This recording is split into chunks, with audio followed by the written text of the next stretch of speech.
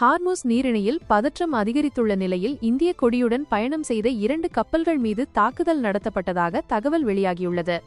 Oman வடகிழக்கு பகுதியில் இந்த சம்பவம் நடைபெற்றதாக கூறப்படுகிறது. ஈரான் நாட்டைச் சேர்ந்த துப்பாக்கி படகுகள் இந்த கப்பல்களை குறிவைத்து தாக்கியதாக தகவல்கள் தெரிவிக்கின்றன.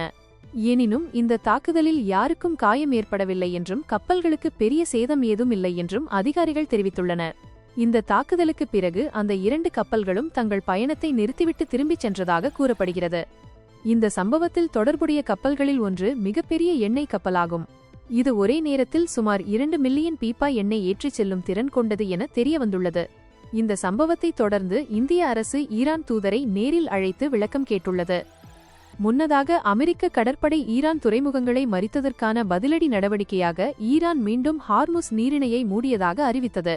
இதன் காரணமாக அந்த வழியாக செல்ல முயன்ற பல வணிக கப்பல்கள் தங்களின் பயணத்தை ரத்து செய்துள்ளன.